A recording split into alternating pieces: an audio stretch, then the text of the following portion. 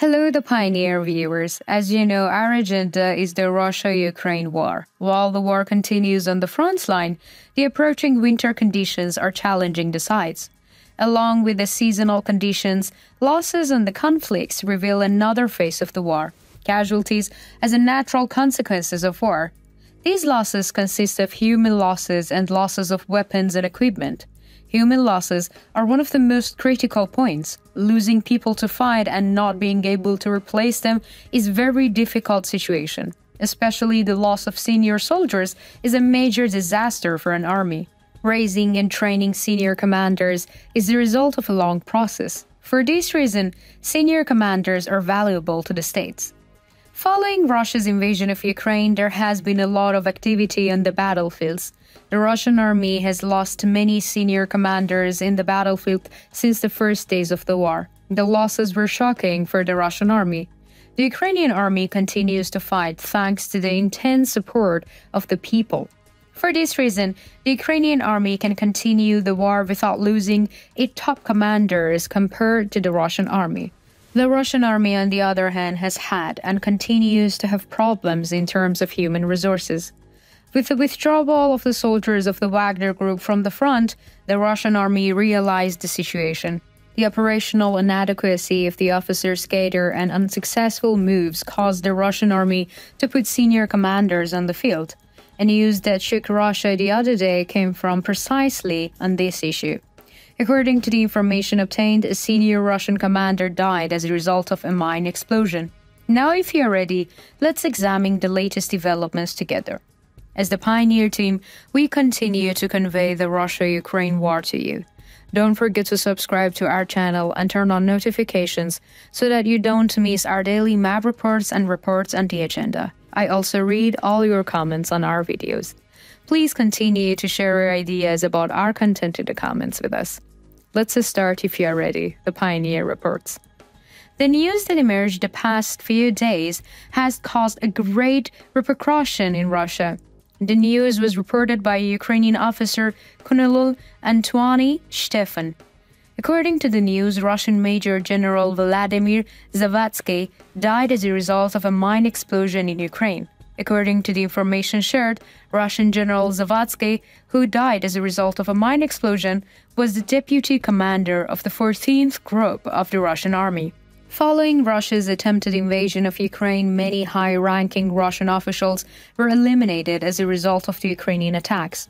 The Ukrainian army is also focusing on eliminating key figures in its counterattacks.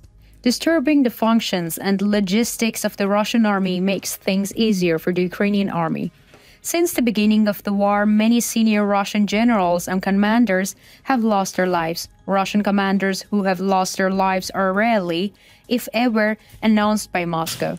The information shared about Russian Major General Zavatsky, who lost his life as a result of a mine explosion, continues to emerge. According to the information obtained, Zavatsky graduated from the Moscow Combined Arms Command School, 1st Battalion in 2000. 9 years later, he graduated from the General Military Academy of the Russian Armed Forces. In the following years, he served in the various positions in the Russian army. His last position was Deputy Commander of the 14th Russian Corps. According to the military experts, high-level losses in the Russian army create short-term chaos. There are reportedly major problems with the training of units in the Russian army. For this reason, the knowledge and equipment of senior commanders are effective in training processes. As a result of the loss of senior commanders, there are problems in training processes. The problems in the war zones do not only stem from the casualties. Considering the geographical conditions of the war zones, the difficulties to be experienced in the upcoming winter conditions are already showing signs. In recent reports, it was stated that weather conditions slowed down in the clashes. According to reports, a blizzard has hit southern Ukraine and the Russian-occupied Crimea region. Some citizens lost their lives after this snowstorm. Many settlements were left without electricity. About 10 inches of snow accumulated on the ground and multiple coastal communities experienced flooding, slowing both Russian and Ukrainian military operations. The storms were predicted to hit the region, but their severity was difficult to predict. As the weather conditions persist, both sides are finding it difficult to continue the war. Airstrikes seems to have slowed down the harsh winter conditions. In addition to airstrikes, artillery units have also slowed down. For this reason, attacks have started to be carried out in the forms of ground operations.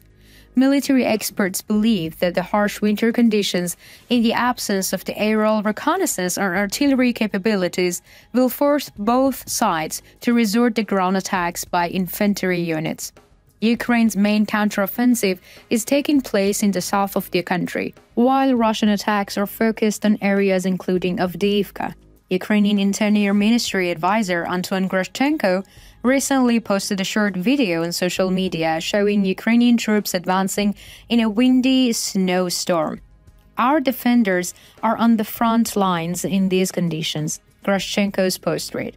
The video was quickly viewed by many people. Ukrainian military spokesman Vladimir Fitio recently said that the main task of Kiev's forces in harsh winter conditions is to thwart Russian operations. He said that they want to wear down the Russian army due to hunger, cold, and lack of will to fight. He also warned the Russian army should expect surprises from the sky. By launching airstrikes on Ukrainian energy infrastructure, Russia may try to repeat some of the tactics it employed during the last year's winter offensive that caused widespread power outages. Russian President Vladimir Putin's military has recently been trying to stockpile a large arsenal of missiles, drones, and other weapons for winter conditions. However, the Russian military's capabilities in these areas are quite inadequate. The more difficult the winter conditions become, the more the front line life functions of both sides are limited. Ukrainian army officials said that in a statement that the war will continue until the Russian occupation is eliminated. The Ukrainian army retreated that it will continue to fight resolutely. In the coming days, thick layers of snow are expected with seasonal norms, and depending on the region, land freezings are expected. In this possibility, the advances of armored units may be interrupted. For this reason, the most important tasks in the coming period fall to infantry units. What do you think about the Russian general stepping on a landmine? Do you think the Russian army is experiencing the difficulties of losing its top soldiers? How do you think winter conditions will affect the war? Do you think the Ukrainian army will be successful in winter operations? We care about your opinion. Please share it with us.